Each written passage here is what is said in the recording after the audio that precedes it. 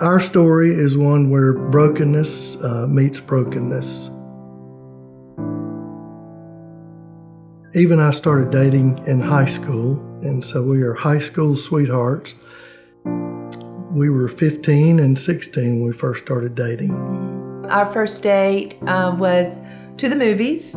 That was a fun date. The thing that I loved about Ron so much, and still do, is that his ability to make me laugh. He is fun. One of the tragedies that happened to us is I was a year ahead of Eva, and it was her senior year, in between senior year high school and college, and she got pregnant. And so we chose or decided to have an abortion.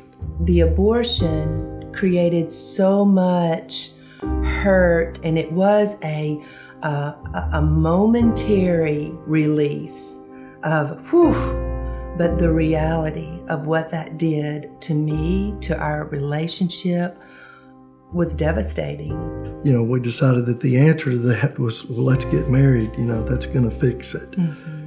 And so we did, but it certainly did not stop. The dynamics of our relationship were on a downward spiral, for sure.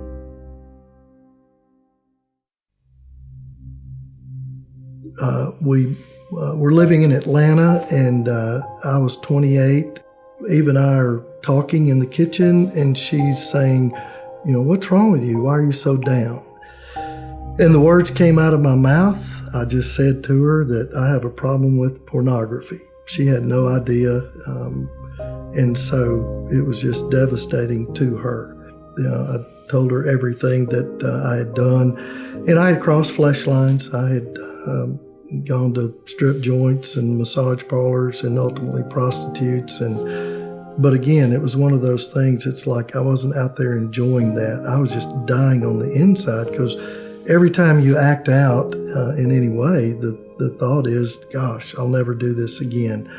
And then the despair and the shame are the thing that just fed the cycle. And so it was just a downward spiral into the just full-blown addiction. I was devastated. I felt like I did not know who he really was. I was like, oh my goodness, how could this be happening? How did I not know that? I started just immediately, you know, I got plugged in with a Christian counselor, found support groups, and that was the thing that really began the journey of healing for me, but not necessarily for our marriage. When he came out, he had so much freedom. His whole countenance changed.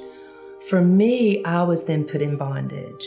Made the decision to separate. It was very destructive in our home. We had our two little boys, and then we eventually divorced. I was devastated, because that was the last thing that I really wanted.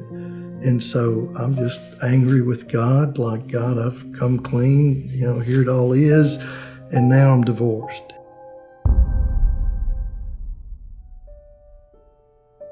I became open to reconciliation with Ron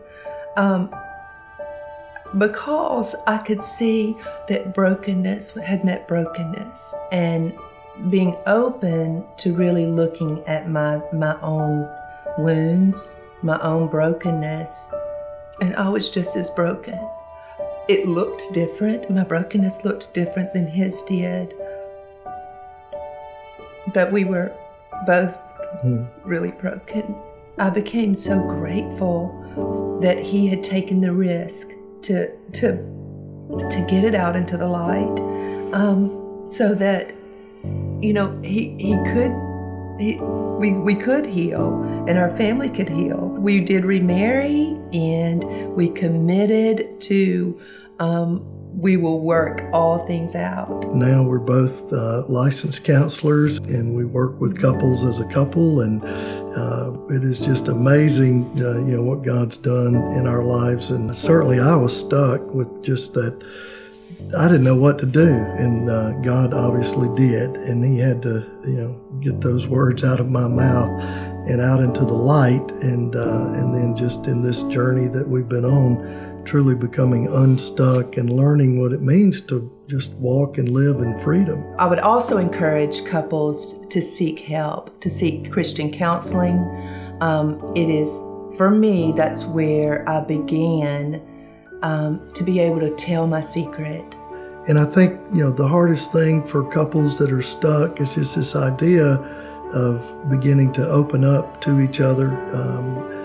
We just got to come out of hiding, and we have to meet at the show-up place together, because honesty heals and secrecy kills, and so it is just so critical. But I think that God honors this idea of just obviously honesty and walking in the light, and He will walk through it with us, no matter how scary and how painful it is.